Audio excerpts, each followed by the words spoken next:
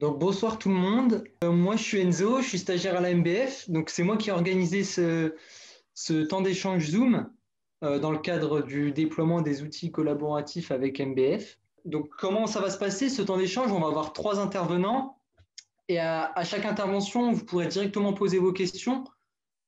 Donc vous pourrez vous manifester grâce à l'onglet réaction en levant la main et vous activerez vos micros à ce moment-là. Ou alors, il y a aussi Cathy qui assure la gestion du Zoom. Vous pourrez écrire votre question dans la discussion et puis on la reprendra durant le temps d'échange.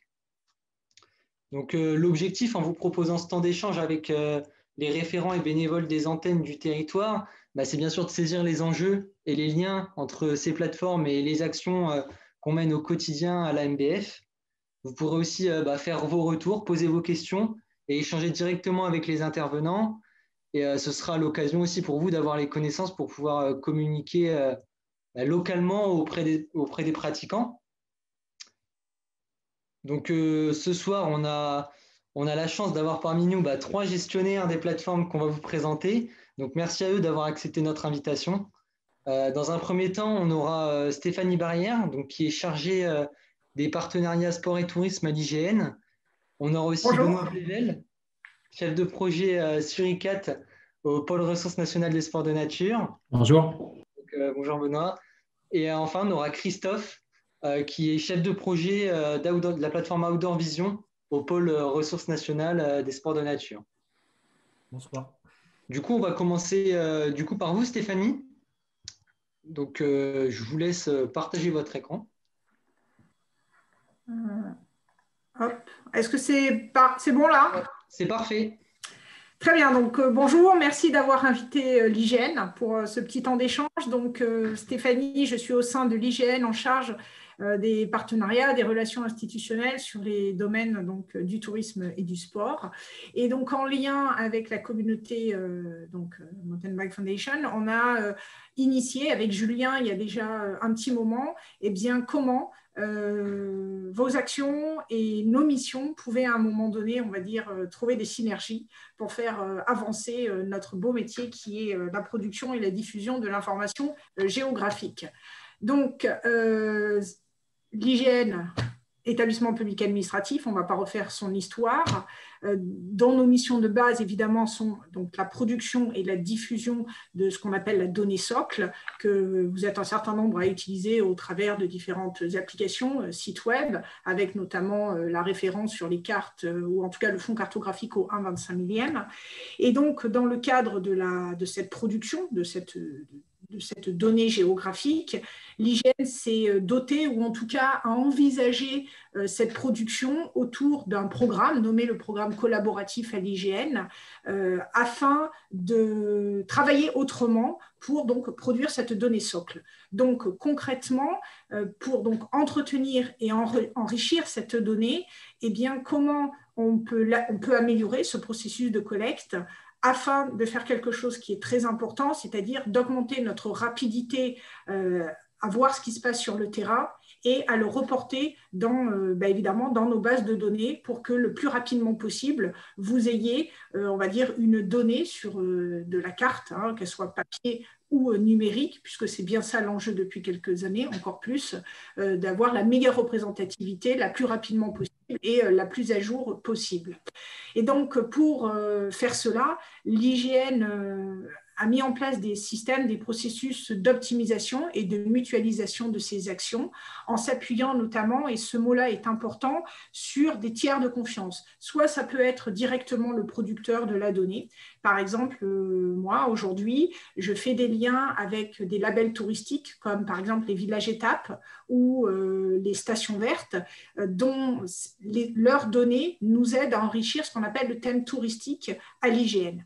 Et donc aujourd'hui, avec les quelques slides qui vont suivre, c'est de voir comment votre communauté par rapport à vos actions, à votre vision sur le terrain, vous allez pouvoir venir remonter au sein de notre plateforme, on va le voir rapidement, en tout cas signaler, c'est le terme qu'on va employer, à l'IGN, eh bien, qu'il y a des sentiers manquants, et, par exemple, et je vais donc vous expliquer rapidement comment ces signalements sont pris en compte et surtout l'impact, enfin à un moment donné, comment vous allez pouvoir évidemment les voir sur les cartes.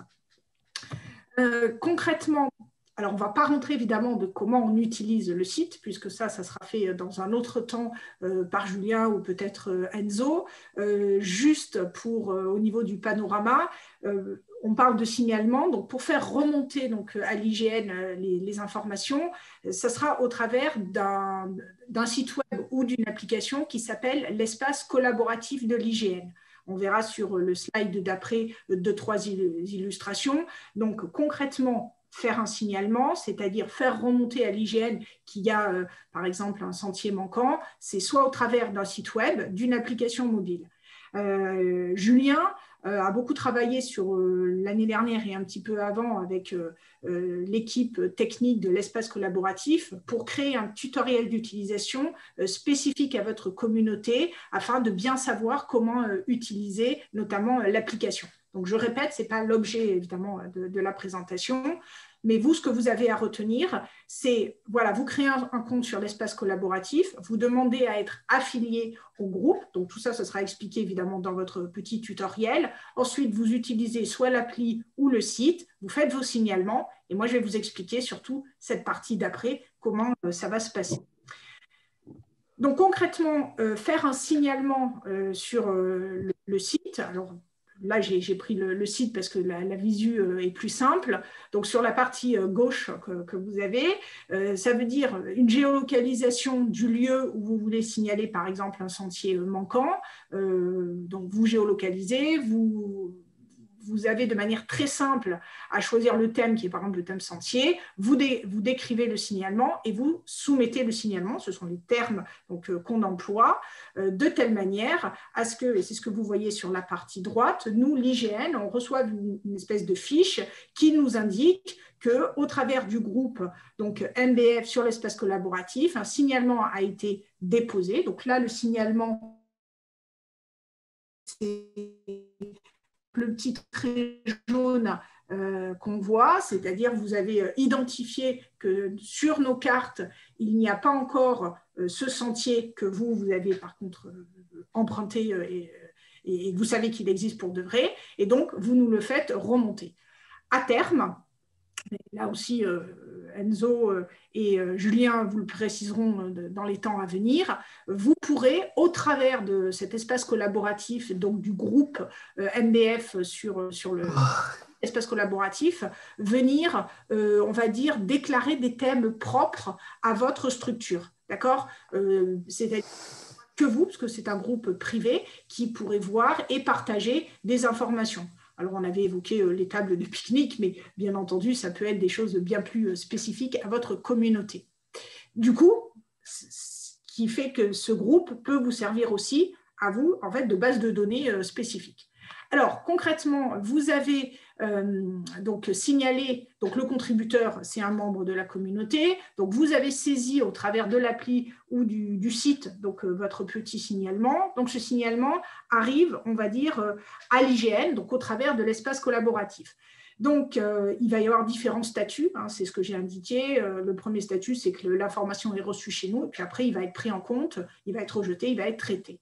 Ce que vous avez à retenir, c'est à partir du moment où le signalement arrive, nous, il est envoyé de manière automatique au collecteur de la zone. En général, un collecteur a un ou plusieurs départements. Et donc là, il va prendre en compte, il va contrôler, valider votre signalement. Donc, il peut être amené à vous recontacter s'il a une question particulière, s'il a un doute, mais il peut également prendre en compte directement votre signalement. Alors, une fois que c'est contrôlé et que c'est validé, ce signalement devient une donnée chez nous, hein, c'est le terme, et ça intègre ce qu'on appelle, nous, la donnée socle, qui se fait au travers de qui s'appelle la BDUNI, la base de données unifiée. Donc, vous comprenez, vous signalez, un collecteur traite ce signalement qui peut aller jusqu'à un délai maximum d'1 mois. évidemment, en général, c'est plus rapide, mais ça vous donne déjà un premier idée. Et ensuite, ce signalement se transforme en une donnée qui intègre notre donnée socle. Alors évidemment, le dernier point le plus important et intéressant, c'est cette espèce de schéma que j'ai essayé de représenter pour vous dire, puisque à un moment donné, je sais, des fois c'est un petit peu le reproche qu'on nous fait, de dire oui, mais moi j'ai signalé, j'ai fait remonter une information, mais je ne la vois toujours pas sur la carte. Alors, comment ça se passe? Donc, j'ai essayé de simplifier, et mes camarades en interne pourraient me reprocher cette simplification à l'extrême, mais voilà, pour essayer d'illustrer. Donc, si on reprend sur la partie gauche, voilà, vous avez signalé, vous avez compris qu'il faut à peu près jusqu'à maximum 1 mois pour que ce signalement devienne donc une donnée dans la BDUNI. Et donc ensuite, alors, il va y avoir différents temps possibles de visualisation de la prise en compte de ce signalement, que votre contribution arrive sur les cartes. Le premier, c'est on a un fond cartographique qui est notamment visible au travers du site Ma Visionneuse, donc .ign.fr, qui s'appelle Plan J+1. Et là, par rapport au délai de prise en compte, eh bien oui, comme son nom l'indique, vous le voyez, c'est 1 mois et 1 jour.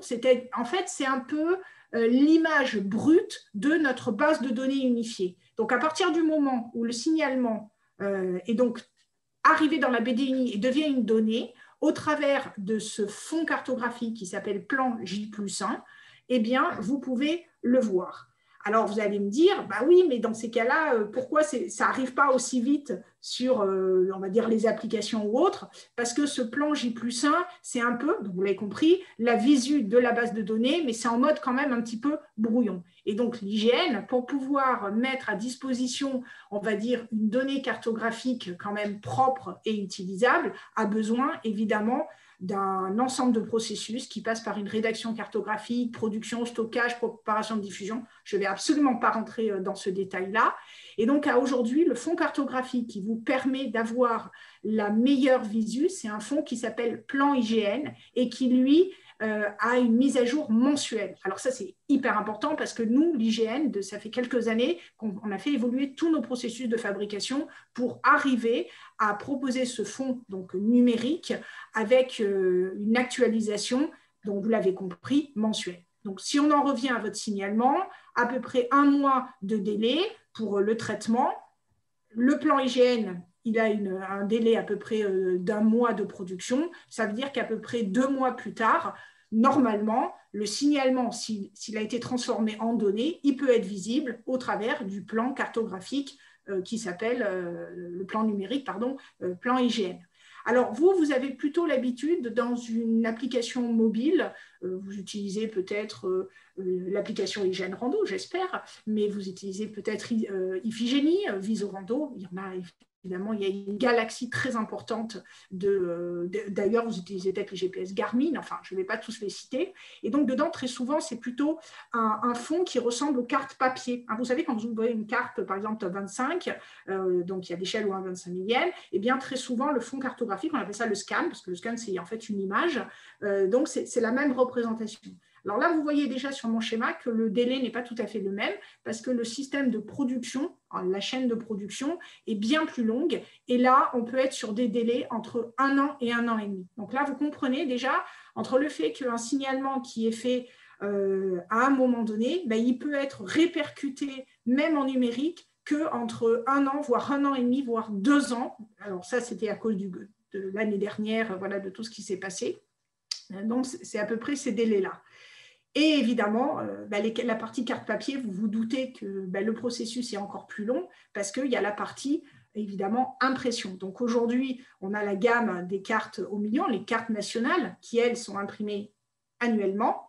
Mais les cartes que vous utilisez, les cartes au 1,25 millième, au mieux, vous êtes sur des impressions tous les 3 ans, 4 ans, et ça peut monter à bien plus. Alors là aussi, l'IGN... Voilà, c'est la petite information que j'ai donnée en bas. Là aussi, on travaille à toute une évolution du processus avec le projet 1K pour avoir, je ne vais pas du tout rentrer dans les détails, mais augmenter de manière très forte la mise à jour, enfin les délais de production pour une impression et une mise à jour de la partie carte plus rapide. Voilà, je je ne pouvais pas aller plus vite, mais il fallait garder un temps. Je ne sais même pas si je l'ai tout à fait respecté. Donc, le plus simple, peut-être, c'est de prendre quelques questions. Ou Enzo, si vous avez déjà des réactions. Je vous écoute. C'était très clair. Merci Stéphanie. C'est vrai que le temps est assez court pour présenter un outil comme le vôtre. Du coup, si vous avez des questions, n'hésitez pas à interagir et à vous exprimer.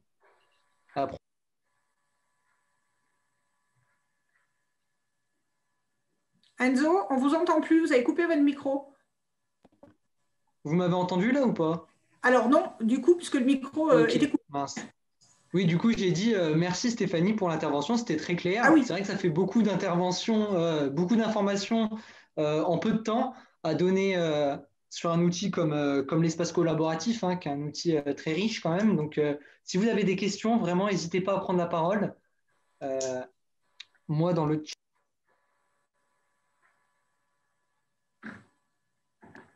On n'entendait pas là. Et le micro est coupé de nouveau. Ah oui, donc j'avais une question, Stéphanie, c'est est-ce que oui. l'application elle est amenée à se développer plus largement aux particuliers ou bien est-ce que ça reste destiné à un public quand même professionnel, on va dire? Alors, sur le principe, faire un signalement à l'IGN est possible pour tout citoyen, pour tout le monde, que ce soit un grand public, donc moi, Stéphanie, en tant que personne individuelle, ou par exemple aujourd'hui, la communauté des moniteurs cyclistes français, où effectivement, vous avez une connotation, ce qu'on va appeler professionnelle. Mais l'application mobile Espace Collaborative, par Espace Co, du coup, de son petit nom, elle est à destination de tout le monde. Après, effectivement, de son usage et de par ce que vous avez compris tout à l'heure quand je parlais de tiers de confiance, il est évident que l'IGN va être plus sensible et va accorder un crédit supplémentaire ou plus rapide en tout cas dans la prise en compte du signalement si ça vient d'une communauté identifiée et de professionnels. D'accord ? Là, typiquement, aujourd'hui, j'ai donné le go, on a fait un échange avec Julien dans la journée pour que l'ensemble des collecteurs soient mis dans votre groupe de telle manière à ce que dans les jours qui viennent, dès que vous allez commencer dans les semaines qui viennent, voilà, on va dire à prendre en main les outils, que les premiers signalements que vous allez faire soient, on va dire, traités en ce qu'on appelle en priorité par l'IGN. D'accord. Ludovic, merci pour ta question. Je te laisse allumer ton micro et peut-être la poser Oui, bonjour à tous. Je me posais la question, j'ai fait déjà quelques essais en mon nom et puis au travers également du groupe MBF. Et je me posais la question finalement sur quels critères types sont évalués les signalements qu'on peut vous faire, notamment pour ce qui concerne des segments de sentiers qui manqueraient entre guillemets sur la carte. Est-ce qu'il y a quels sont sommairement les critères d'évaluation? Alors, je ne suis pas sûre de comprendre, donc je vais répondre de la manière suivante, et on verra. Pour nous, du moment que vous signalez qu'il manque un sentier, par exemple, c'était l'exemple que je prenais, hop, ici, d'accord, hein, là, du fait que, par exemple, là, c'est la communauté MBF qui vient le signaler, on n'a pas de critères type pour définir si c'est une bonne information ou une mauvaise information. D'accord ? Là, on va dire, OK, on nous signale qu'il y a par exemple un nouveau sentier, et là, le collecteur, lui, ce qu'il peut faire, très probablement sur une information comme celle-ci, c'est qu'il va se rendre sur place pour la vérifier. D'accord ? D'accord. En fonction des signalements que vous allez faire remonter, l'IGN peut venir vérifier, on va dire, l'information avec, par exemple, les photographies aériennes. On peut se dire qu'on a eu une prise de vue, les avions ont volé il y a récemment, et que du coup, on a d'autres bases qui nous permettent de vérifier votre information et de prendre en compte sans aller vérifier. Okay ? Et s'il y a un doute ou besoin, le collecteur, il va se rendre sur place. Mais des critères types, non. Pour nous, tout signalement a la même valeur. Très bien. Bah, écoutez, je vous remercie pour cette réponse. C'est très clair. Ça peut vous paraître évident, mais ça ne l'est pas forcément pour nous. Et c'est très précieux de savoir comment ça fonctionne. Merci beaucoup. Non, je répète, vraiment le plus important, c'est le mot que j'ai employé au départ, c'est le tiers de confiance. À partir du moment où Julien et Stéphanie se sont rencontrés autour de l'espace co et ont mis en place ce que je viens de vous expliquer, tous les signalements que vous allez faire ont donc une valeur d'intérêt pour nous de sensibilisation à dire attention, le groupe à signaler, ça veut donc dire que ça doit avoir une certaine importance. Alors évidemment, vous vous doutez bien, ça veut dire que la responsabilité de départ, elle est chez vous. C'est-à-dire que forcément, l'information que vous nous faites remonter, elle doit être la plus juste possible. Mais n'ayez crainte, il y aura toujours un contrôle quand même de la part de l'IGN derrière. Mais votre signalement a une valeur. Sinon, je ne serai pas là et vous ne seriez pas sur l'espace collaboratif. Si on jugeait que vos informations ne seraient pas intéressantes. D'accord? C'est donc tout le contraire. Merci. Du coup, on va prendre une dernière question s'il y en a une, et puis on passera à la suite. Alors j'ai deux questions dans le chat. J'en ai une de Raymond. Raymond, je vais te laisser la parole. Et puis ensuite, j'ai une question de Chris que je vais envoyer à l'écrit peut-être à Stéphanie, si je peux. Comme ça, tu peux commencer à préparer la réponse si tu veux. Ok, pas de souci. Du coup, Raymond, c'est ça? Voilà. Alors, bonsoir à toutes et à tous. Bonsoir Stéphanie. Je me permets juste de faire vous poser une petite question sur le dernier point. Sur le contrôle d'un de vos agents ou une de vos personnes sur le terrain, je suppose que votre maillage est très différent au niveau de vos salariés. Est-ce que cela induit un délai supplémentaire qui est très important quand il y a un contrôle de terrain? Alors, en général, nous avons un collecteur, c'est le terme qui est employé dans ce programme, donc il fait ses vérifications par département, ce qui peut induire des délais supplémentaires par rapport aux 1 mois de traitement en moyenne que je vous ai indiqué. C'est que ces collecteurs, s'ils sont en vacances ou qu'ils tombent malades, malheureusement, ils ne sont pas remplacés. Alors, si c'est une longue maladie, évidemment qu'il va y avoir des systèmes de compensation qui vont se mettre en place. Mais concrètement, c'est-à-dire que si quelqu'un est en vacances 15 jours, alors oui, en effet, il peut y avoir un délai, du coup, supplémentaire. D'accord, je vous remercie. Stéphanie, est-ce que tu as reçu la question de Chris concernant la source éventuelle? Non, de je préfère que vous Map. me la citiez parce qu'en fait, la discussion, je n'arrive pas à la faire afficher en fait. Pas de souci. On a Chris qui demande si Strava Heatmap fait partie de vos sources, je pense, pour référencer des sentiers. Je pense que c'est ce qu'il veut dire. Alors par contre, je n'ai pas compris le nom de la structure. C'est Strava Heatmap. Ah oui, Strava, oui, pardon, c'était la fin que j'avais. Alors, aujourd'hui, on n'a pas un nom de partenariat, si je pouvais dire, spécifique avec Strava, très clairement. Maintenant, qu'il y ait des personnes ou des liens avec des gens de Strava, oui, mais pas tels que je vous l'explique au travers du groupe MBF. Ok, super. Bon, merci pour ce temps d'échange, Stéphanie. Du coup, si vous le souhaitez, vous pouvez rester avec nous. Et on va passer à la prochaine présentation, qui est l'outil Suricat avec Benoît Plevel, du coup. Benoît, vous êtes avec nous? Oui, je suis avec vous. On va passer d'un signalement à un autre, alors si je comprends bien. C'est ça. Allez, on démarre. On est en fin de journée, une petite vidéo pour présenter du coup le dispositif Suricat. La nature, c'est chouette. C'est propre et accessible. Pas toujours. Ah ben non! Burk.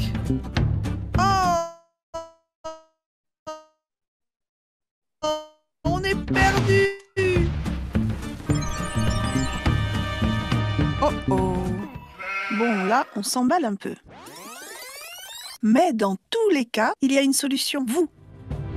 Enfilez votre costume de suricate. Bon, c'est pas vraiment un costume. Devenez une des sentinelles du réseau Suricate. Téléchargez gratuitement l'application disponible sur tous les stores. En temps réel, signalez les décharges sauvages, les problèmes de sécurité ou de balisage. À l'autre bout, les agents de terrain traitent le problème pour remettre en état. Ok. Ce qui aurait dû rester en bon état. Simple. Responsable. Efficace. Vous aussi, adoptez le réflexe Suricate en téléchargeant l'appli pour vos prochaines sorties sur sentinelle.sportdenature.fr. Donc voilà, en 1 minute, vous avez pu prendre connaissance que ce qu'était donc le dispositif Suricate, qu'est-ce qu'il il apporte du coup au territoire, cette veille gratuite, et surtout quel rôle les pratiquants sport nature peuvent jouer dans ce dispositif et faire remonter du coup, que ce soit avec le site internet ou l'application mobile. Mais maintenant, Suricate est intégré de plus en plus dans d'autres applications partenaires. Et ben, du coup, vous puissiez contribuer à garantir la qualité des sites de pratique, que ce soit les itinéraires, les espaces ou les sites liés au sport de nature. Quelques chiffres. En 2020, c'était plus de 4000 signalements, 1700 sentinelles qui ont fait remonter ces signalements sur 96 départements. Donc, c'est un dispositif qui est national. On voit ici la répartition avec une forte concentration en Île-de-France et sur une large majorité du quart sud-est de la France. On voit également qu'il y a une progression du nombre de signalements d'année en année qui montre que ce dispositif est de plus en plus utilisé par les pratiquants sport nature. Un petit chiffre concernant le VTT, c'était 450 signalements qui sont remontés dans l'activité VTT l'année dernière. Alors, on est un dispositif qui est déployé à l'échelon national avec des administrateurs qui sont répartis sur tout le territoire. Malgré tout, on travaille quotidiennement à améliorer, on va dire, ce réseau d'administrateurs, puisque maintenant, on a la possibilité d'identifier des administrateurs jusqu'à l'échelon d'une seule commune. Et en 2020, on avait un taux de prise en charge et de résolution qui était de 65%. Et bien évidemment, notre objectif, c'est d'augmenter ce taux de prise en charge et de résolution pour que, dans un avenir, je l'espère, le plus proche possible, chaque signalement ait une réponse et du coup soit pris en charge par le réseau d'administrateurs. Actuellement, c'est 600 personnes qui sont identifiées en tant qu'administrateurs Suricate. Alors, comment ça fonctionne ? Quand je fais un signalement Suricate, je vais identifier une activité. Là, par exemple, j'ai identifié l'activité équitation. Je vais géolocaliser le signalement. Je vais choisir un type de problématique, que ce soit un problème de balisage signalétique, une problématique d'incident ou de sécurité, une problématique de conflit d'usage. Malheureusement, ça arrive. Et aussi, éventuellement, une problématique environnementale, un dépôt sauvage, une décharge sauvage, par exemple. Je vais faire une petite description. Je peux ajouter éventuellement des photos pour étayer du coup le signalement. Et quand, en tant que sentinelle, je vais appuyer sur « Envoyer », automatiquement, le signalement est communiqué au réseau d'administrateurs. Et fort heureusement, ce n'est pas les 600 personnes qui vont recevoir le mail, mais bien on arrive à identifier les administrateurs qui sont réellement concernés, soit parce qu'ils sont concernés par l'activité sportive, ou soit parce qu'ils sont concernés par la localisation du signalement. Et ces administrateurs peuvent du coup se connecter à un espace dédié sur le site Suricate, donc c'est l'espace administration, où ils peuvent bien évidemment consulter le signalement, contribuer à sa résolution, prendre en compte ce que les autres administrateurs ont pu déjà faire comme action et communiquer soit entre les administrateurs, mais aussi envers la sentinelle avec un système de messagerie interne à Suricate, ce qui permet parfois de demander un complément d'information si la localisation est un peu erronée ou d'expliquer un petit message explicatif pourquoi le signalement qui a été fait, par exemple, est classé sans suite. Alors, comment on fait pour justement identifier les bonnes personnes parmi notre réseau concernant le signalement ? Pour cela, en fait, on a l'appui, entre autres, des ressources de l'IGN qu'on va mobiliser, donc avec la localisation que nous, on récupère, puisque c'est vous, en tant que sentinelle, qui allez localiser de la manière la plus précise possible le lieu où s'est déroulé, donc où est la problématique. Nous, on envoie ça à l'IGN et l'IGN nous répond du coup à cet endroit-là, voici les couches administratives ou géographiques qui sont capables d'identifier. Et en fonction de ces informations, nous, dans notre base de données, on arrive à identifier, sur cet exemple-là, on a un administrateur au niveau, par exemple, de l'EPCI, de la communauté de communes du Trièves en Isère. On a aussi le département de l'Isère qui est identifié donc, en tant qu'administrateur. Par contre, on voit que dans cet exemple-là, on n'a personne dans le réseau Suricat au niveau de l'échelon de la commune, ici, de Gresse-en-Vercors. Donc, voilà en fait comment nous, notre système, et c'est pour ça que la localisation est très importante, on peut du coup router les signalements vers les bonnes personnes afin qu'elles puissent intervenir sur le terrain et résoudre ces problématiques. Peut-être je peux vous montrer un exemple en VTT. Alors, ici, j'ai pris un exemple qui est assez récent, qui date du 1er mars. C'est un signalement qui a été fait dans le Jura et qui concernait une problématique de sécurité. Et on va le voir avec l'image. Voilà, joli VTT, tout suspendu. Hop, et ici, on voit une planche à clous qui était dissimulée donc, sous des feuilles. Donc, l'intérêt, c'est que du coup, la sentinelle a pu prendre en photo donc, le piège à VTT.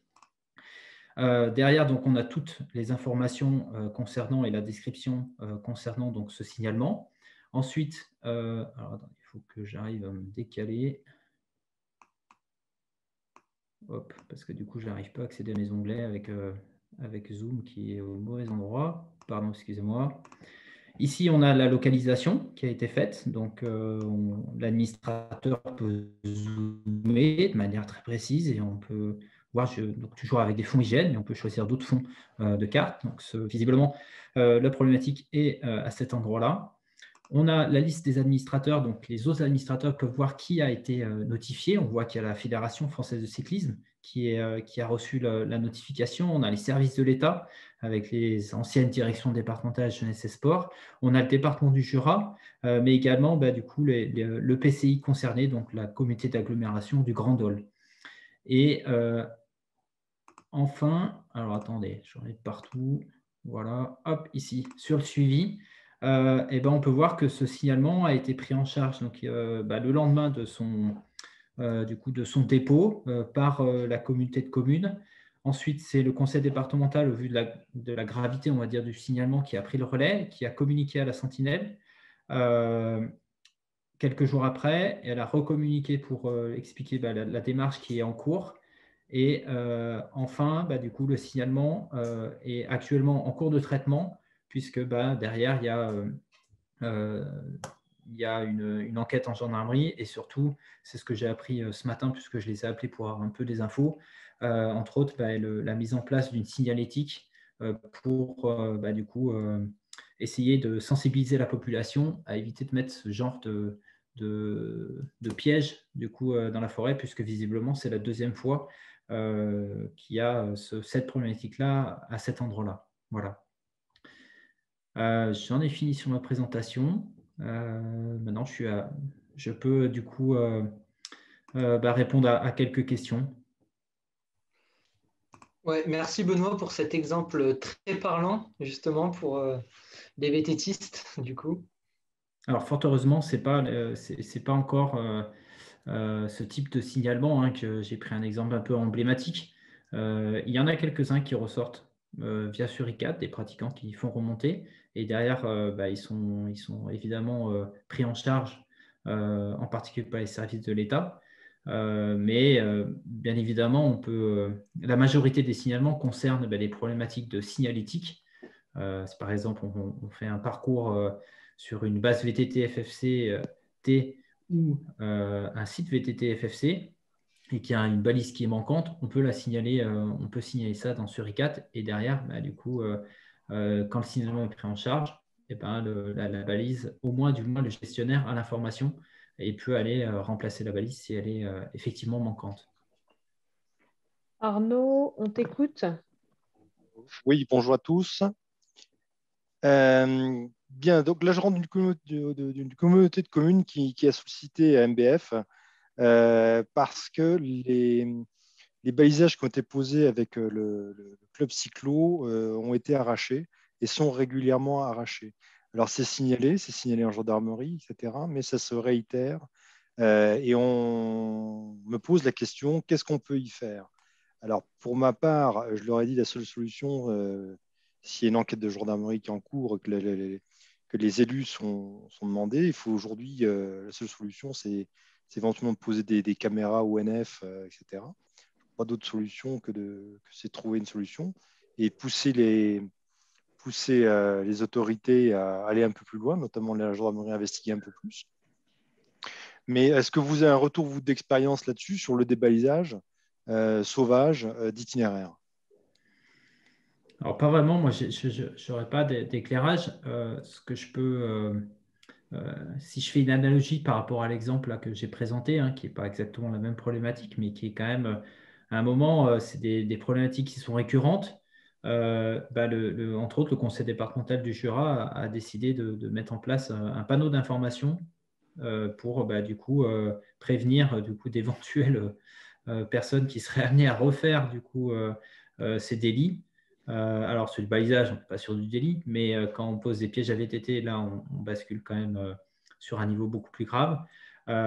Du coup, en expliquant que ils peuvent être potentiellement, on va dire, mis en cause sur ce type d'agissement, quoi. Voilà. Donc, sur de la signalétique, on peut aussi imaginer qu'il y ait une information en mairie, qu'il y ait une information, on va dire que les collectivités ont des canaux de communication qui leur sont propres, et entre autres sur les bulletins municipaux et autres, qui sont quand même lus par la population.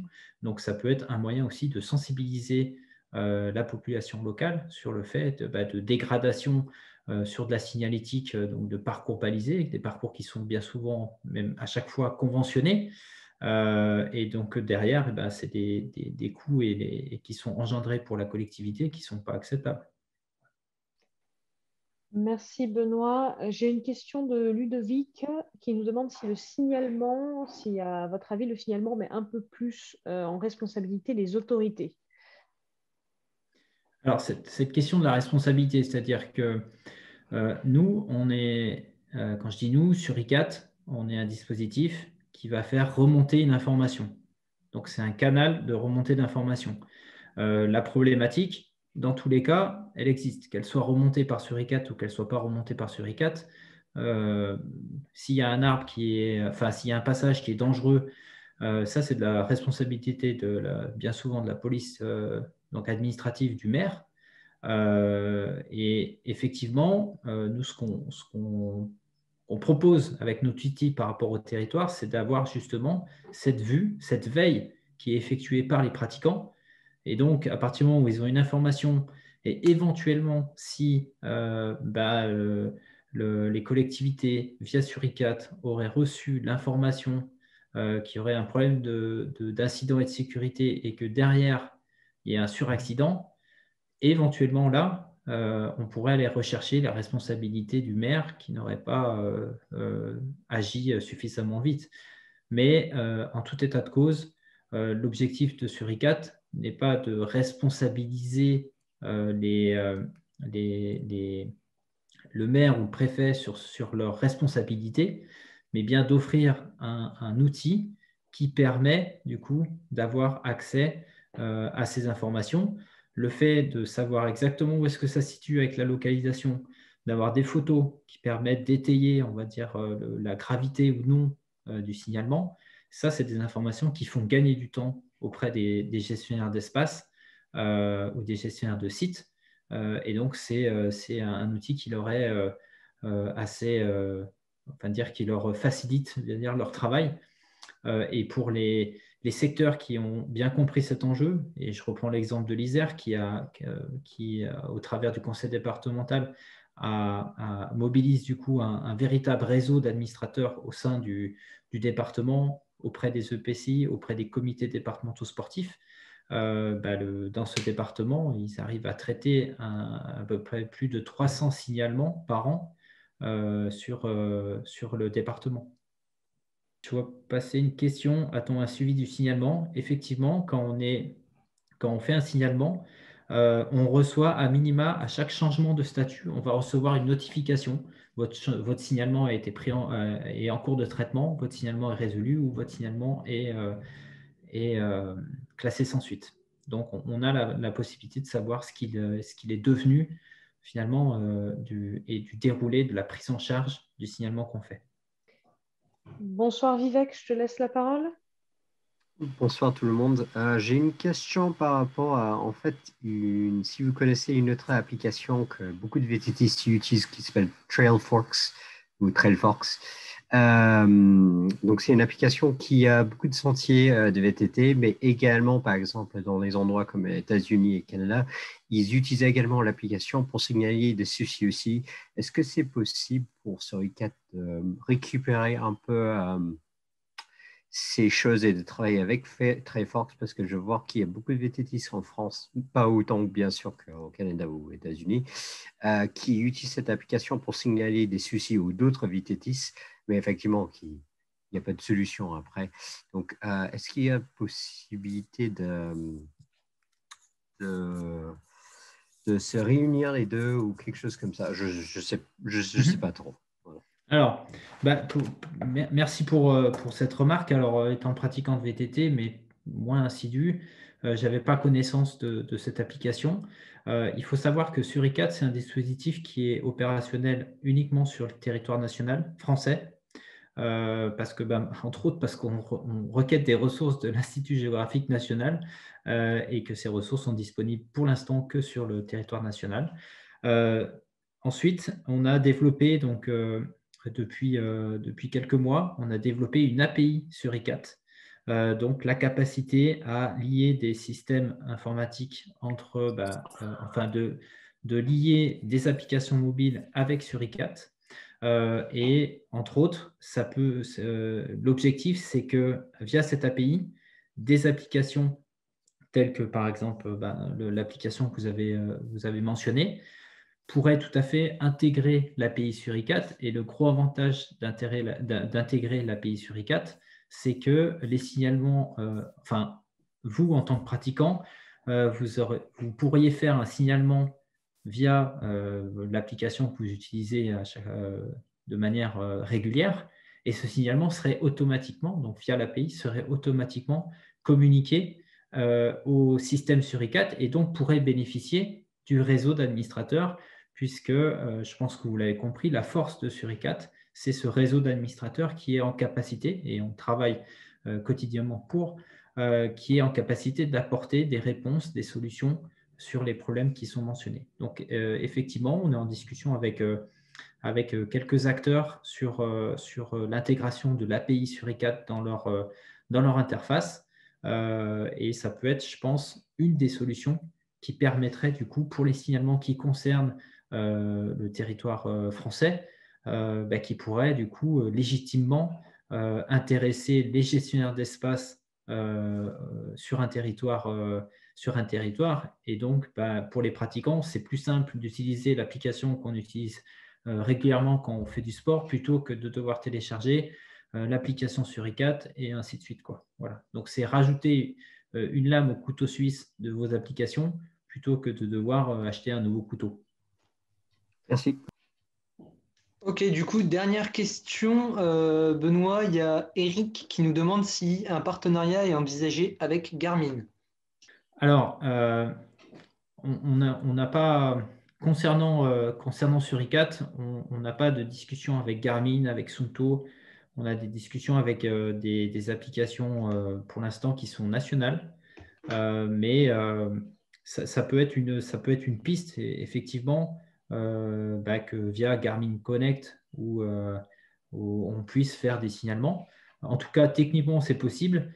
Maintenant, Garmin, c'est un acteur international. La difficulté, c'est que nous, on a un système qui est uniquement français.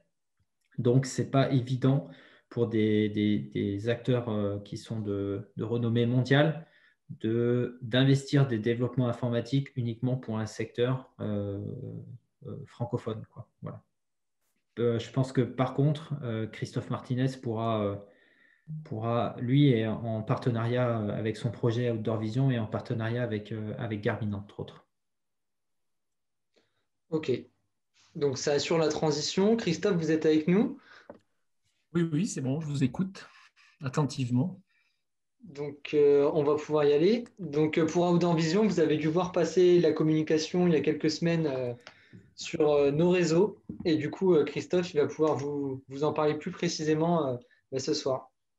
Merci pour l'invitation. Effectivement, pour nous, c'est important d'être là et puis de prendre la température aussi sur comment est perçu le projet par la communauté MBF pour pouvoir au mieux l'adapter, sachant qu'on est encore en phase d'expérimentation, de prototypage, notamment sur la région Auvergne-Rhône-Alpes. Donc voilà, on est assez intéressé par les retours, qu'ils soient positifs ou plus critiques sur le projet. Nous, le projet il est parti du constat en fait qu'on a de plus en plus de pratiquants connectés au niveau des pratiquants sportifs. C'est à peu près 40% des Français qui utilisent un objet connecté, une montre, une appli ou un système de capteurs dans la pratique sportive. Et dans le domaine de l'outdoor, on est aussi dans des chiffres assez importants, sachant que plus forcément on est dans des catégories d'âge jeunes et plus on est connecté et plus on est sur des quinquas et plus. Et voilà, on a des stats qui descendent un peu. Parmi les disciplines qui utilisent le plus le recours aux objets connectés, on a la course à pied, le vélo, la marche, qui sont aussi les plus forts contingents de pratiquants en matière de sport de nature. Donc, sur la base de ce constat, on s'est dit là, il y a une vraie mémoire en ligne qui se crée des activités avec sa propre histoire, mémoire qui est très précise et qui est géolocalisée. Donc, ça peut être intéressant pour utiliser cette mémoire pour les politiques publiques. On pense aussi que dans l'ADN du pôle, il y a ce travail de pérennisation des sites de pratique, d'arriver à ce qu'ils soient protégés juridiquement, stable dans le temps, que si on supprime un itinéraire, il y ait un itinéraire de substitution, donc avec toutes les démarches qu'il y a eu en 2000. Donc on a cette volonté d'essayer de travailler à cette pérennisation des espaces et sites de pratique. Et pour le faire, que ce soit les départements, les collectivités, les gestionnaires d'espace, ils ont toujours besoin, on va dire, d'avoir des démarches concertées, puisque vous le savez, sur les sports de nature, on est toujours chez quelqu'un, il y a toujours d'autres usagers du site à nos côtés, donc on a besoin d'avoir des données qui soient objectives pour dépassionner les débats ou aussi pour prouver des choses, puisque parfois on est un peu, contrairement à d'autres secteurs, moins équipé sur la data sport que sur la data dans d'autres domaines. Donc nous, le besoin auquel on essaie de répondre en matière de politique publique, c'est d'avoir un système qui collecte ces informations, qui les valorise et qui les mette à disposition des différents acteurs qui portent cette politique publique. Donc ça fonctionne avec la chaîne de traitement là, que vous avez un peu sous les yeux. Donc il y a un système donc, de collecte qui a été testé là, depuis quelques semaines et quelques mois via le site outdoorvision.fr. Donc, je remercie ceux d'entre vous qui ont déjà connecté leur montre Garmin ou leur montre Suunto, enfin leur compte Suunto App ou leur compte MoveCount ou leur compte Garmin Connect, je vais y arriver, avec donc des systèmes d'API. Et ça nous permet de remonter des traces depuis 2018 jusqu'aux sorties que vous avez faites le week-end dernier. En complément de ça, on essaie de passer des contrats avec d'autres applis pour élargir le nombre de fournisseurs. Donc, on a aussi Visorando et VisuGP qui sont partenaires dans la démarche. C'est un IGN qui a précision vraisemblablement dans l'été. Aujourd'hui, après 2 mois de collecte et les différents contrats qu'on a pu passer entre guillemets de partenariat avec les fournisseurs, on a à peu près 570 000 traces brutes dans la plateforme, avec une très grosse majorité de traces qui sont sur Auvergne-Rhône-Alpes. Et à partir de là, il y a tout un travail d'intelligence artificielle pour filtrer ces traces, recoller celles qui sont découpées, quand on est passé sous un tunnel, par exemple, supprimer ceux qui ont oublié d'éteindre leur dispositif quand ils montent dans la voiture. Voilà, donc tout un tas de systèmes de filtrage et bien sûr de pseudonymisation. En gros, c'est anonymiser la trace. Nous, dans ce qu'on collecte, on ne récupère que la trace GPS et un mail, c'est tout. Et après, il y a tout un processus d'algorithme pour agréger ces traces et avoir une vue donc, qui soit globale.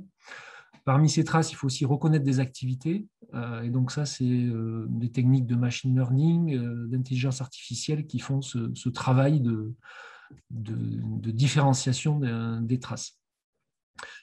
Et derrière, donc, on rentre ces informations dans une plateforme qui a différentes fonctionnalités. Alors là, c'est une plateforme qui est vraiment pro, donc qui n'est pas accessible au grand public et qui est à destination des acteurs qui travaillent sur les sports nature, donc soit les collectivités, les services de l'État, les fédérations, à terme certains bureaux d'études et puis aussi certaines marques qui travaillent sur la promotion, sur le développement de certains sites en les labellisant. Voilà un peu le principe de la plateforme. Pour nous, l'ambition, c'est qu'on puisse mieux organiser les démarches concertées sur les territoires sur la base de ces données et que du coup, on ait des données objectives pour discuter, argumenter et avant qu'il y ait une réglementation, voilà, qu'on s'appuie sur des éléments factuels et non sur des éléments, on va dire, un peu de représentation de certaines corporations. En matière de bénéfices, pour les services de l'État, c'est une meilleure observation des pratiques. C'est aussi, par exemple, sur le programme Savoir rouler à vélo, ça permet de savoir où sont les pratiquants, à quel moment, est-ce qu'il y a des voies sécurisées par rapport à d'autres, en termes de mobilité, par exemple. Pour les collectivités locales, tout ce qui est planification. Donc, sur les plans locaux d'urbanisme, aujourd'hui, vous n'avez pas de couche de trame active ou de trame sportive. Alors, vous avez les trames vertes et bleues, par exemple, dans ces documents d'urbanisme. Donc, grâce à ce type de couche, on pourrait aller vers ça. Il y a tout ce qui est aussi, bien sûr, retombées économiques pour les territoires qui ont des offres d'itinéraires. Et là, ça permet de vérifier que l'offre qui est proposée, elle correspond ou elle ne correspond pas en fait, à la pratique réelle sur les territoires. Sur les gestionnaires d'espaces naturels protégés, ça leur permet aussi d'identifier des flux qui sont soit dans des zones sensibles ou au contraire des flux qui restent bien sur les sentiers dans des zones sensibles. Ça leur permet aussi de peut-être faire de meilleures actions de prévention, éventuellement de contrôle. Et puis pour les fédérations, d'assurer une promotion peut-être plus adéquate des itinéraires qu'elles balisent. En ce qui concerne la communauté mountain biker, donc ça sera à discuter dans les prochains jours. On en a déjà un peu parlé avec Julien. Mais l'accès à cette plateforme, ça vous permettrait d'avoir, vous, une capacité d'expertise qui soit renforcée, et notamment dans les discussions que vous avez avec certains gestionnaires d'espaces naturels, des parcs nationaux ou autres, d'avoir aussi des arguments pour quelque part promouvoir une pratique responsable, raisonnée, sur la base d'éléments factuels. Pour le pratiquant, qu'est-ce que ça lui amène concrètement? Ça lui garantit quelque part que sa pratique elle est prise en compte dans les politiques publiques et notamment dans les politiques territoriales. Ça lui permet d'avoir peut-être un meilleur balisage, une signalétique qui soit optimisée, d'avoir des conflits aussi peut-être évités avec les propriétaires, puisque si on détecte des tracés sur des propriétés privées, il y aura peut-être des logiques de conventionnement, de passage, d'autorisation de balisage qui vont s'enclencher grâce à ça. Et puis, c'est aussi de meilleurs services, des parkings peut-être mieux positionnés, des toilettes sèches ou autres.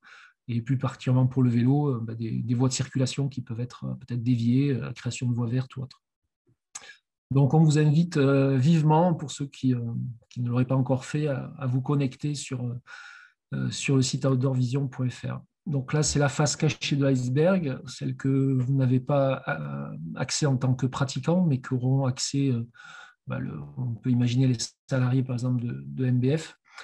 Il y a différentes fonctionnalités, je ne vais pas toutes les décrire, mais en gros, c'est pour que vous compreniez l'idée, c'est qu'on peut donc visualiser du coup ces flux. Et quand on va cliquer sur ces flux, on va avoir le nombre de passages, le nombre d'utilisateurs, de pratiquants. On peut choisir les activités, on peut choisir des périodes, on peut afficher aussi les alertes sur ICAT. Donc voilà, il y a différentes fonctionnalités qui permettent après d'analyser un peu ces flux sur les territoires avec différents fonds de cartes, là aussi issus du flux de géoportail de DIGN. Voilà un peu les types de fonctionnalités. Vous pouvez compter par exemple le nombre de passages sur un itinéraire que vous avez choisi au préalable. Vous pouvez définir une zone géographique et compter le nombre de passages ou de pratiquants dans cette zone. Vous pouvez comparer deux cartes à deux périodes différentes. Vous avez des infos aussi sur les points de départ et points d'arrivée. Et puis une fonctionnalité aussi qui est un peu sympa, c'est sur un site donné de voir quels sont les flux dominants. Donc en gros, à quel endroit la pratique du VTT est, supérieure et spécifique par rapport à d'autres endroits où la pratique est plutôt multipratique. Et puis on a aussi la possibilité d'afficher des données éco-compteurs dedans, et donc de comparer les flux d'Outdoor Vision avec les flux relevés sur le terrain par les éco-compteurs. Donc là, on est dans une phase qui a été de préfiguration depuis 3 ans, dans laquelle les fédés de cyclisme, de randonnée ont été associés à un certain nombre d'institutions. Et puis, depuis 2021, le MBF est présent au niveau du groupe partenaire. Et donc là, on teste actuellement la plateforme dans une utilisation réelle dans 11 territoires d'Auvergne-Rhône-Alpes. Donc ça va du Vercors au Baronnie, au Sancy, Beldonne, au Mont du Lyonnais. Voilà, on va faire ça jusqu'au mois d'octobre pour essayer d'améliorer la plateforme et d'avoir une version 1 qui soit plus optimale en matière d'ergonomie. Et puis on veut vérifier aussi qu'en termes de données, on a suffisamment de données pour se lancer dans une phase de déploiement national à partir de 2022. Voilà, aujourd'hui, on a 45 000 pratiquants recensés, qui ont laissé au moins une trace dans la plateforme. On a à peu près 500 000 traces et on est conscient qu'il nous faut encore beaucoup plus de traces pour être représentatif, et notamment si on veut aller sur une échelle nationale. Et voilà un petit peu le type d'acteurs vers lesquels on voudrait après déployer cette plateforme dans l'avenir. Pour conclure, c'est ma dernière slide sur on va dire un nombre de tracés vraiment important et être vraiment dans une logique de big data. On voudrait aussi élargir les fournisseurs.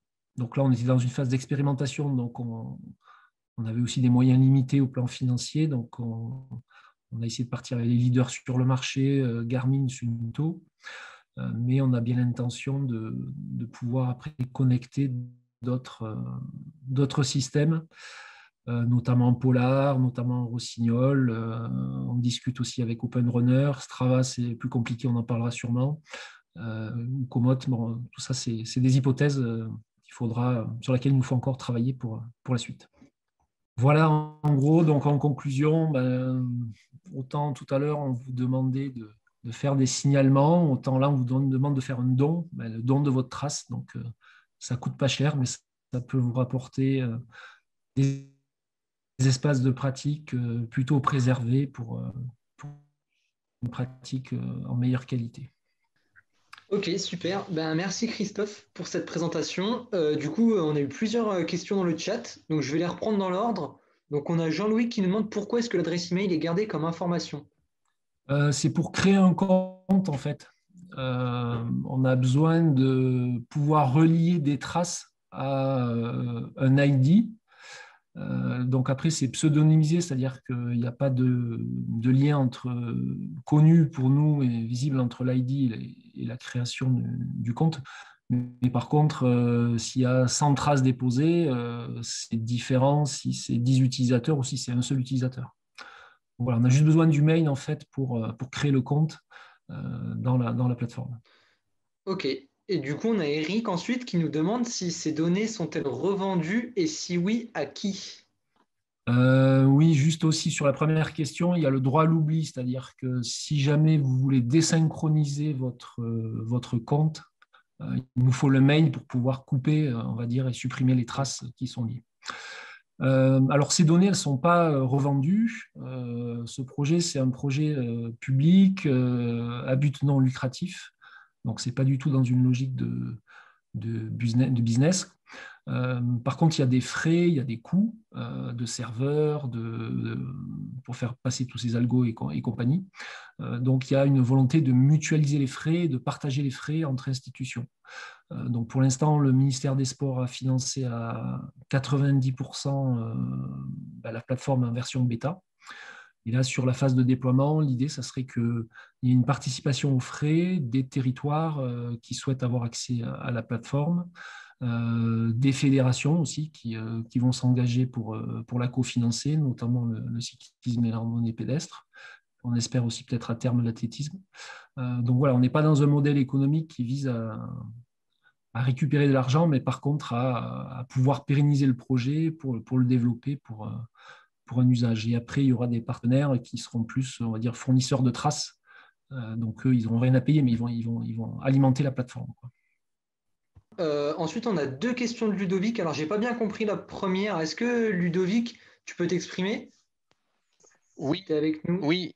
Mais ça a été, on a eu finalement la réponse un peu plus tard dans le PowerPoint. C'était finalement de savoir si le nombre de fois que remontait un même segment participait entre guillemets à son traitement en priorité, ou tout du moins à ce que les uns et les autres portent une attention particulière.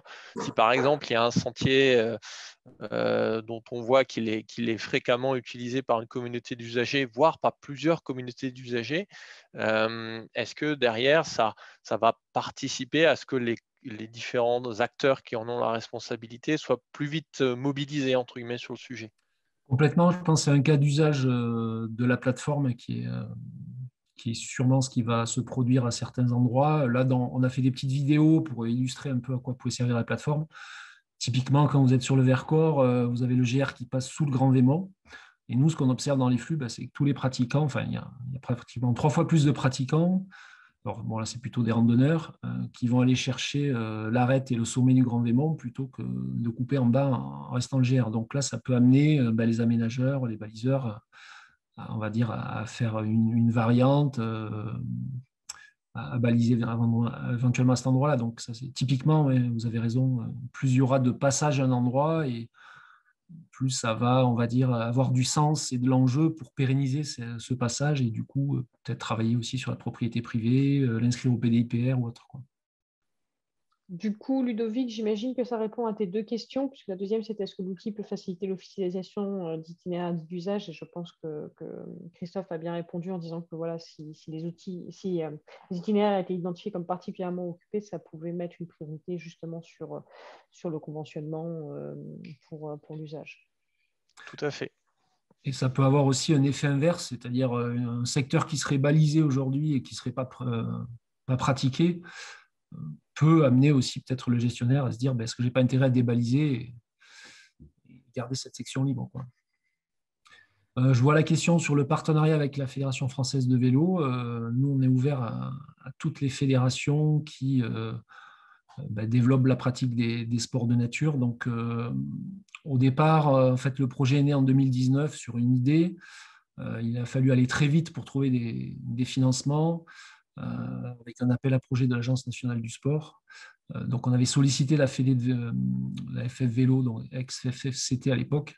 Bon, dans le timing, ça n'avait pas pu se faire, mais il n'y a pas de problème sur le principe. À ce qui participe à la démarche, il le souhaite. J'enchaîne avec les questions du chat, peut-être. Oui, on peut répondre à la question pourquoi avec Strava, c'est pas facile. Strava, on a essayé. Alors, en fait, ce qui s'est passé déjà, c'est qu'ils ont changé leur modèle économique en cours de projet. Donc, dès le départ, on a été en contact avec eux, avec Tom Knight de Strava Metro. On l'a fait intervenir sur des réunions. On a pas mal échangé avec lui pendant plusieurs semaines et mois. C'était au moment où il lançait la plateforme Strava Metro. On avait vérifié à cette époque-là que, du coup, Bon, après, c'est un peu technique, mais en gros, nous, ce qui nous intéresse, c'est de pouvoir montrer des flux n'importe où qu'ils soient. Donc, que vous soyez sur une voirie déjà existante ou que vous soyez complètement hors sentier, on veut aussi, par exemple, montrer des flux en ski de randonnée. Vous pensez bien qu'en ski de randonnée, on ne suit pas les sentiers, quoi. Donc, on a du coup fait des choix d'algorithmes qui permettent de visualiser ces flux en dehors de la voirie. Et Strava Métro, lui, recolle ses flux sur la voirie pour compter, parce qu'il est dans des logiques de mobilité aussi. Donc du coup, voilà, ces traces n'étaient pas tout à fait compatibles avec l'objet qu'on avait. Et donc, il y avait ce premier problème. Et à l'époque, en 2019, si on voulait acheter de la data Strava, parce qu'il la vendait à l'époque, c'était quasiment le coût du développement qu'on avait pour le projet. Donc, on n'a pas pu aboutir à des partenariats avec eux. Depuis septembre 2020, ils communiquent sur le fait qu'ils mettent à disposition gratuitement l'accès à la plateforme Strava Métro. On a plusieurs territoires d'Auvergne-Rhône-Alpes qui ont fait la demande, qui n'ont pas pu y avoir accès. Et nous-mêmes, on a fait une demande très récente auquel on n'a pas eu accès. Donc, apparemment, ils privilégient essentiellement les métropoles et vraiment ceux qui travaillent sur la mobilité, plutôt le vélo taf, mobilité urbaine à vélo, un peu moins, semble-t-il, les espaces naturels. Voilà. Par contre, on ne désespère pas, peut-être un jour de chose qu'on n'avait pas faite puisqu'on avait les API Garmin et Suunto, peut-être d'avoir l'API Strava aussi pour alimenter les traces GPS. Et du coup, on pourrait aussi enchaîner sur la question, les données provenant des fournisseurs des traces sont payées, du coup? Alors, c'était une question qu'on avait vraiment au départ du projet. On se disait qu'il allait falloir en acheter. Pour l'instant, on n'a rien acheté. On a plutôt été dans des échanges de services et c'est ce qu'on essaie de développer. Si on prend le cas, Stéphanie pourra compléter, mais le fait d'agréger des tracés de pratiquants discipline par discipline, ça a de la valeur. Notamment, par exemple, si l'IGN veut retravailler ses cartes de manière un peu automatisée ou autre, ça peut avoir du sens. Donc, en échange, l'IGN synchronise l'app et nous amène des données. Visorando, on est en train de discuter avec eux sur une logique aussi d'achat, j'allais dire d'achat, non, justement pas d'achat, mais d'obtention des données France entière, puisque pour l'instant, on était dans un partenariat uniquement sur Auvergne-Rhône-Alpes.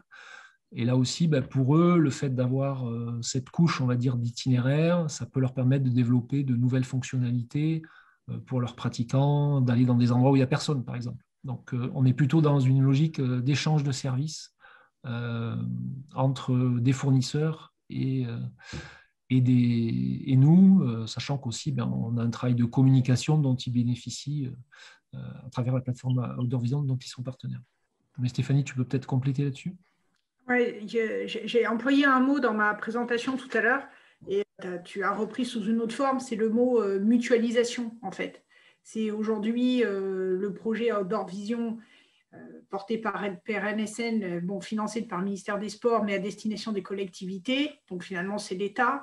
Là, on a pris l'exemple de l'IGN, opérateur d'État, mais finalement, c'est comment tous ces outils, ou en tout cas les initiatives des uns, contribuent en fait au fonctionnement des autres, avec réellement un souci à terme de toute manière, puisque de toute façon, tu l'as bien dit aussi, par rapport au coût, c'est finalement une gestion de coûts évités, et donc comment l'initiative de l'un fonctionne pour l'autre.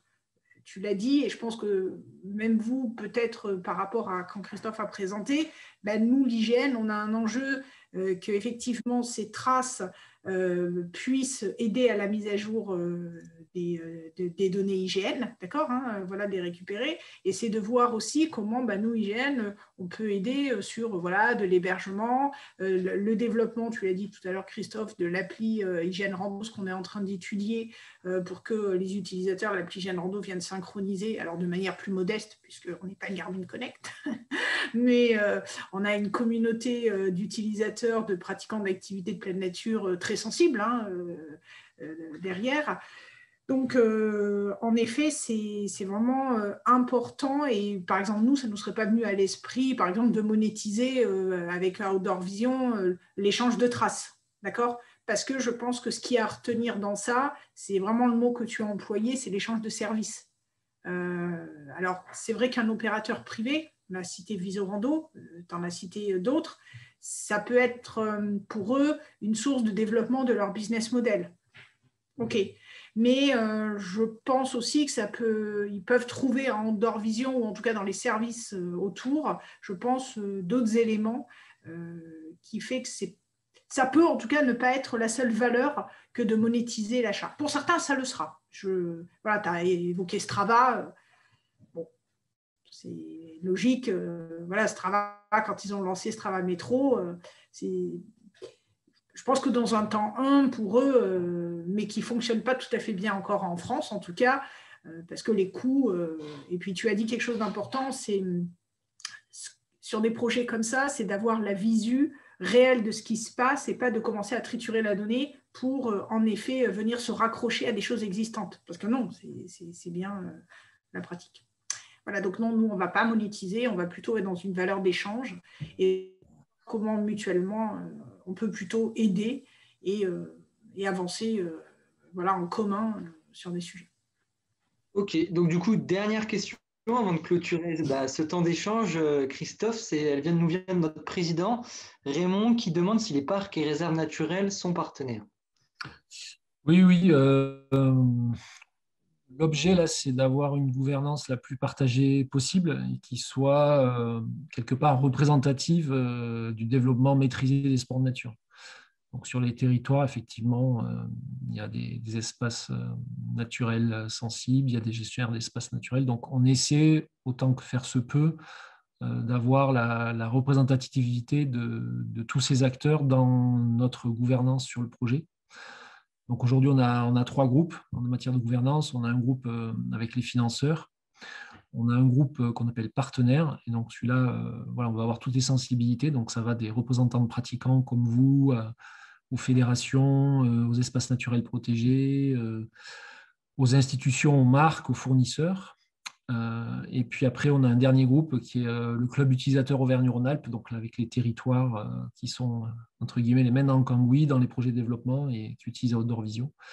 Mais voilà, l'idée, c'est bien effectivement d'avoir tous les acteurs et que du coup, voilà, ils puissent aussi discuter avec des avis différents, mais sur la base de données objectives et pas sur des représentations des uns ou des autres, quoi. Ok, super. Bon, du coup, on va conclure ce temps d'échange. Donc, un grand merci à Christophe, à Stéphanie, à Benoît d'avoir accepté de venir rencontrer la communauté MBF. De plus, merci aux adhérents pour votre présence et votre participation. Je pense que désormais, on a toutes les clés en main, on a toutes les réponses à nos questions pour pouvoir déployer ces outils. Donc pour Suricat et Outdoor Vision, vous avez le feu vert. Pour IGN, les tutos sont en ligne dans notre dernier article sur le site web. Vous pouvez vous les procurer. Vous remplissez le Google Form qui vous prendra 30 secondes et puis vous aurez accès à tous nos tutos. Si vous avez d'autres questions, vous n'hésitez pas à revenir vers moi, donc à brigadeverte@mbf-france.fr. Et puis, je vous souhaite une bonne soirée. Encore merci à tout le monde pour votre présence. Merci à tous. Merci à toi, Enzo, pour le format. C'était super. Voilà, c'est un petit coup de boost chez nous. C'est sympa. C'est un format qu'on reconduira certainement. Et puis, on a aussi des choses dans ce style-là qui vont arriver. Et je pense que ces temps d'échange sont importants. Et les présentations étaient, pour certaines, je les connaissais. Pour celles de Christophe, un peu moins. Et elles ont en tout cas retenu toute notre attention. Et c'est un format qui est vraiment intéressant. Donc, moi aussi, je vous remercie toutes et tous. Et je vous souhaite une excellente soirée. Et merci encore, Enzo, de nous avoir positionné cette réunion. C'était sympa. Merci.